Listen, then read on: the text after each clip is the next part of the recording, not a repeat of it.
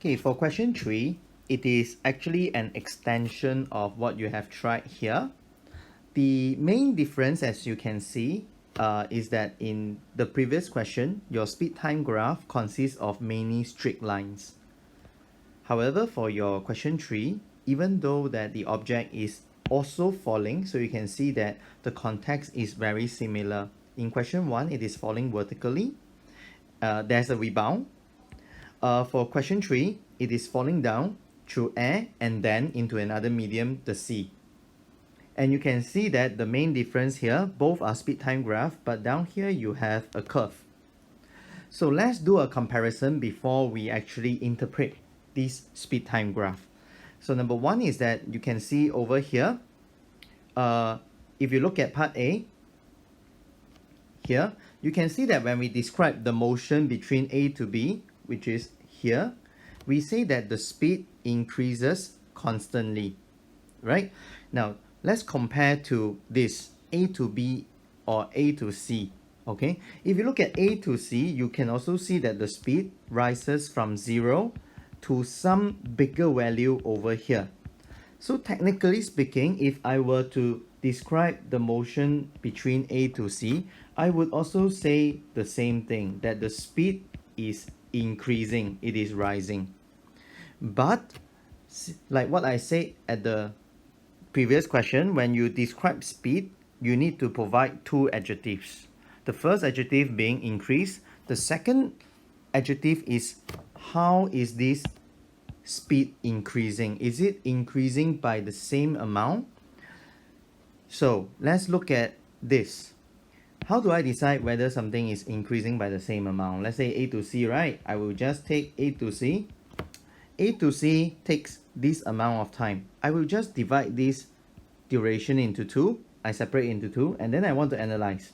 In the first half of this duration, how much has my speed increased, which is given by this double arrow? And then in the second half of the journey, how much my speed has increased? Can you see that in this case, between the green part, my speed has actually increased by a huge amount. But when it comes to the pink color part, which is the same duration, the increment in the speed is actually smaller. So we say that between A and C, the speed is increasing, but it is increasing at a decreasing rate. So the first part in this phrase, speed increasing, is referring to the speed increases from 0 to a larger value. The second part of this expression is actually referring to how much does it increase. Is this increment constant? In this case, when we have a straight line here, if you let me erase this and do a quick recap again, yeah, at here 0.5 it increased by this amount, and then after that here it's increased by this amount. You can see that the increment is the same, so we say that this increment is constant. Okay, speed is constant because it is a straight line. Whereas when I have a curve like this, I would say that the increment of the speed actually drops, decreases. So we use this phrase, the speed increases, but it is increasing at a decreasing rate. So to put it properly, speed is increasing at a decreasing rate. Yeah, sorry about the grammar. Okay, I forgot to include the grammar. So now AC is being described in terms of speed. So similarly, I will need to also describe the motion. When I describe the motion, I need to describe it both in terms of speed and acceleration. So in this case, the gradient, which is representing the acceleration, the gradient is constant, so I would say acceleration is constant. How about here? If I look at this graph is a curve. And you can see that the gradient, at first, it is very steep. When it comes to C, it becomes very gentle. So we actually say that for A to C, the gradient is actually decreasing. So gradient is acceleration, right? So you just need to substitute the word gradient with acceleration is, well, decreasing. One adjective and that's it. So for acceleration, one adjective. When you describe speed or velocity, two adjectives. Okay? So that's A to C. So from here, you can actually see that the speed is actually rising. So most likely at the beginning, my rock start from 0 at rest. This is my A. And then as it fall down, it actually speeds up all the way until before impact, right? Before it reaches the water, I would have a certain velocity that is quite large, or the speed that is quite large. Yeah, so most likely this is my C. Now once it enters water, water being a more dense medium, it will actually have a greater resistive force. So that is why when it enter into the ocean, it actually have a drastic decrease in speed. And you can see over here, when it enter water, the speed actually drops drastically. Yeah, and then after that, the speed become constant. So you can see that the speed doesn't change, right? The speed over here is given by this value. The speed over here is also given by this value. So down here, we say that the speed has become constant. And when your speed is constant, it means there's no change in speed. So definitely your acceleration would also become 0. Not constant, but 0, because no change in speed. Yeah, acceleration constant and acceleration 0 means very different thing.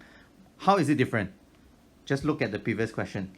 This is when acceleration is constant. You can see that the speed is rising at a constant rate.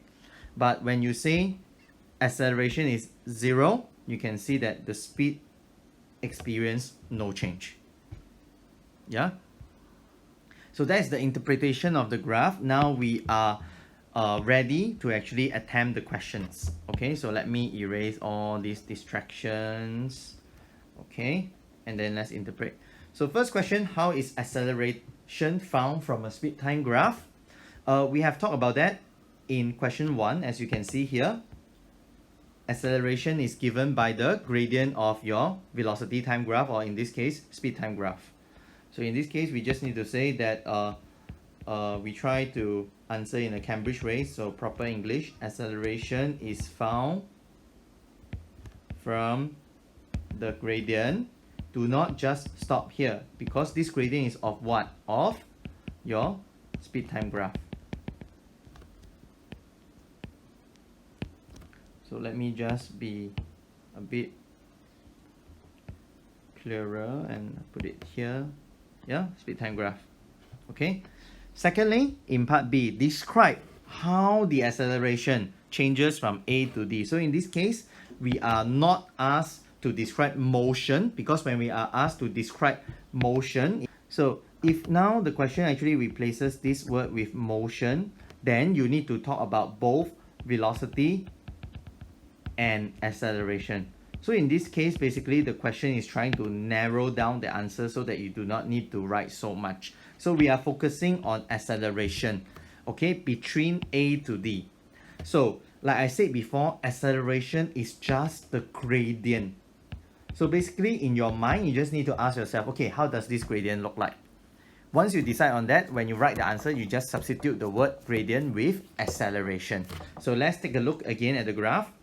So we can see that A, B, C, and D. Basically, A to C is one type of gradient, right? From A to C, you can see that the gradient is dropping, decreasing.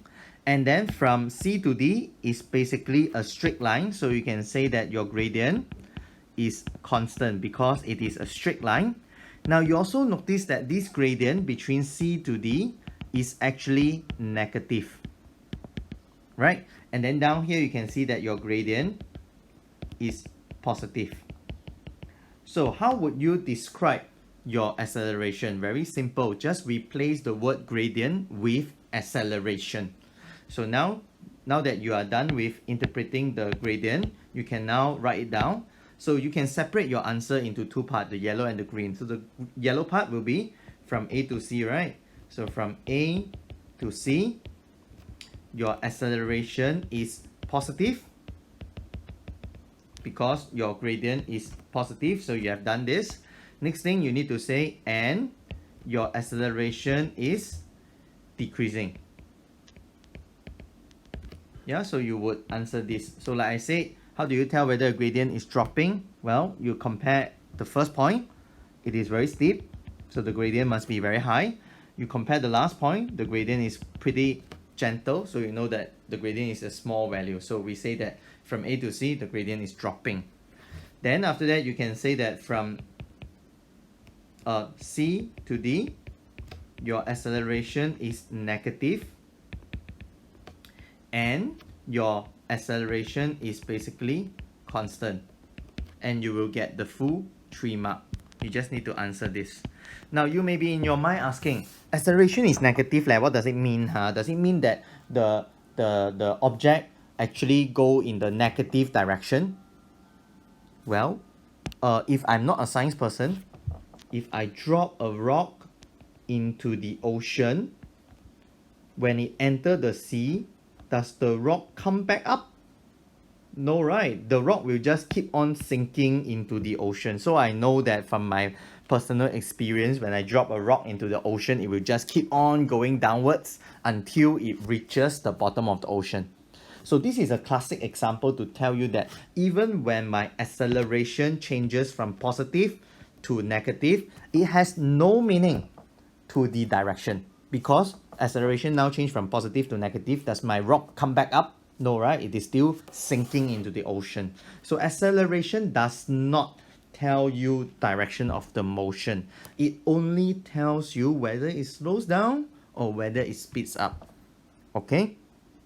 So acceleration negative, does it mean that it is slowing down? Well, since the velocity is always positive, it is always going down, acceleration negative means that it is slowing down.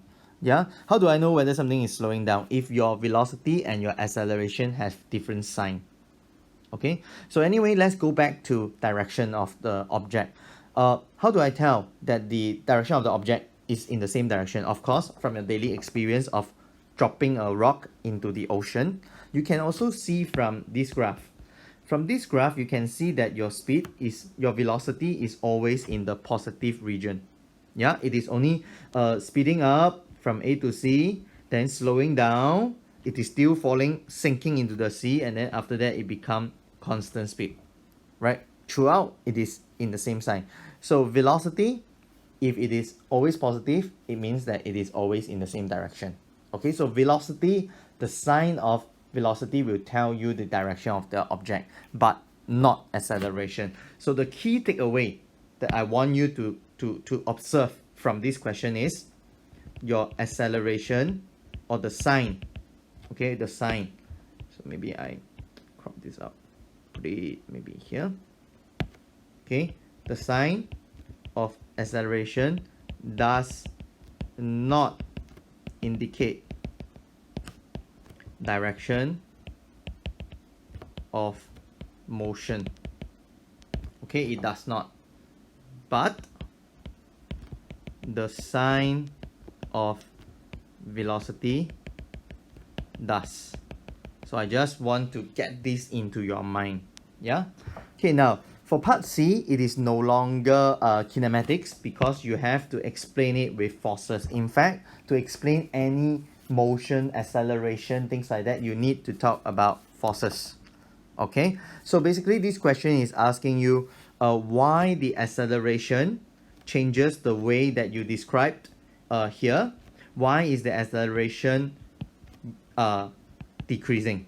Why is the acceleration become smaller and smaller? The gradient becomes smaller and smaller. So I think it is good because we are revising for both forces and kinematics. So now if I look at this object, so at the very beginning, you can see that velocity is 0 because here, t is 0, v is 0. So we say that at this point, your air resistance is 0. So down here, we will use our Newton's second law, because your Newton's second law has this component, acceleration over here. Yeah. So what is F net? Basically, F net is just the sum of forces. So in this case, since there's no air resistance, you will only have the weight. So down here, your F net consists of only the weight. Okay, so let's pause here. Now, when it is about to enter into the ocean, let's take this as our example. I know it hasn't touched the ocean yet, but I think it is just in at a later time. So at this particular time, you have a certain velocity value, like for example B here, you have some value. So it means that your air resistance must have increased from 0 to some value. Yeah, it can be y. So now your expression F net equals to MA will become, let's call this A1 and then this A2, okay? So now your M acceleration 2 will then become weight, okay? You will still have the weight, but at this time you will also have some air resistance in the opposite direction of the weight. So your formula will become sum of forces W plus negative air resistance. So can you see that now your equation become W minus R equals to MA2. Now comparing this and this, you will see that there's this additional component which actually makes the left hand side a smaller value. So from here you can actually conclude that, oh, my A2 will definitely be smaller than my A1, right? So because of that, you can see that the acceleration at the very beginning is huge because it's just W over M. But at B, it will become smaller because now you have this minus R value. Yeah, it will become smaller for the A2. And eventually when it reaches C, because the speed is speeding up, air resistance will increase with the speed.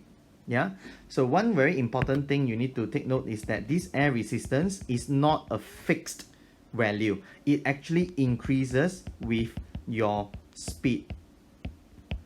And your speed is rising from A to C, so it means that your air resistance is becoming bigger. So this minus R is actually become bigger. So you can see that eventually at C, your acceleration will be even smaller, okay, than it started off. So now that we understand why the acceleration changed conceptually, let's express them in words, okay? So here you can see that there are a total of 3 marks and there are 3 lines. So you would expect like 3 main points. So for those of you who are still not very clear on how to tackle structured question, I would always suggest them to answer in point form, like how you plan for your summary. So you sketch them out first. So let's look at this question. So the subject matter is we need to answer why is the acceleration dropping, right? And I have to use forces to explain. So clearly the laws that you have learned, number one, you need to quote the second law because the second law relate forces to acceleration. Then after that, you need to elaborate what this F net consists of. So in this case, it consists of W and R. Now, once you have that, then you need to explain, oh, if W and R are both constant, then your acceleration should be constant. So you need to point out that actually your R will change. And what type of change is that? You will notice that your R actually increase with speed.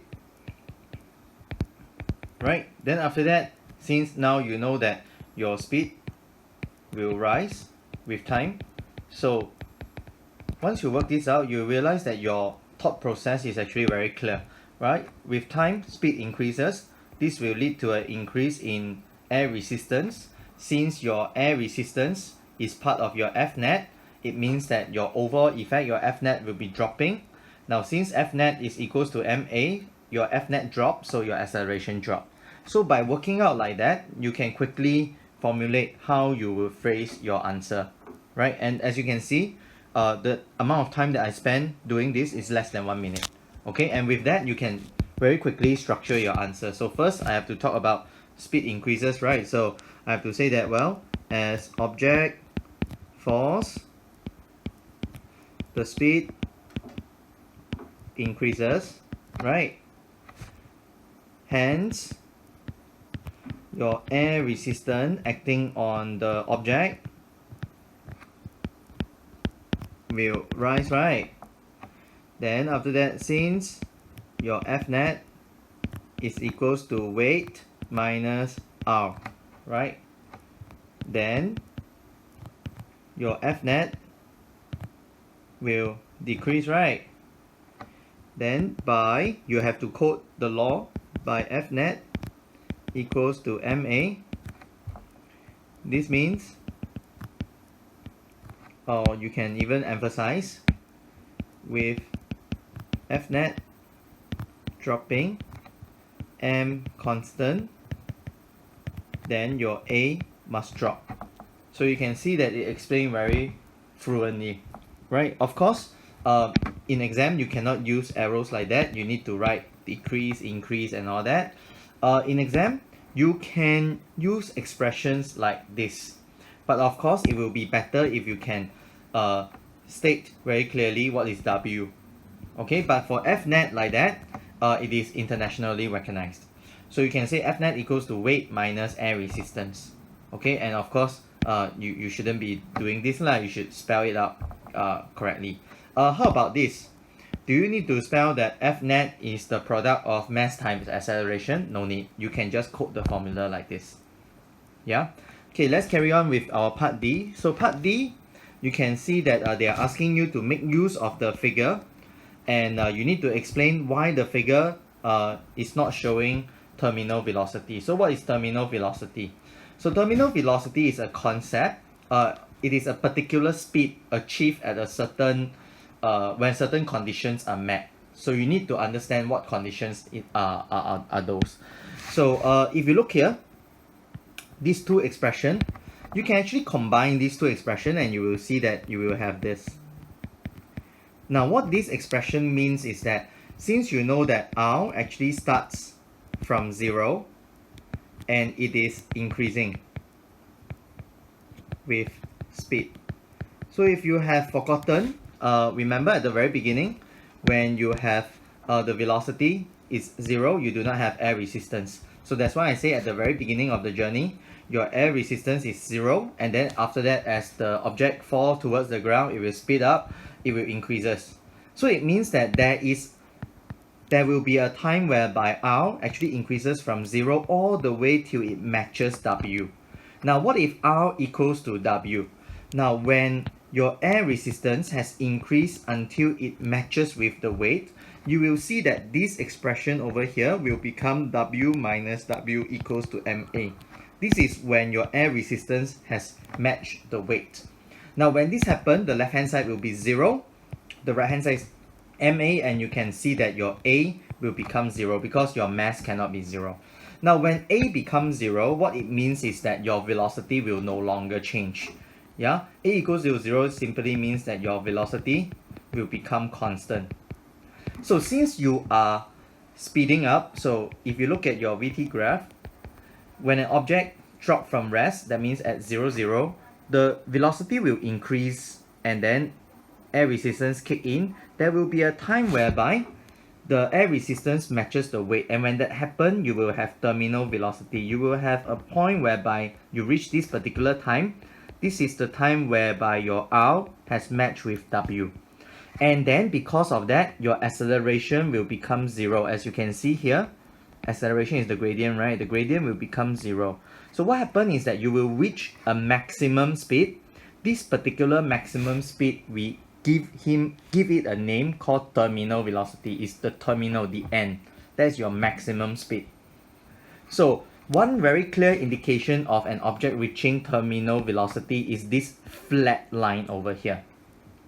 So if you understand this concept, then this question become very easy. Why is 3.2, figure 3.2, not showing that it has reached terminal velocity in the air?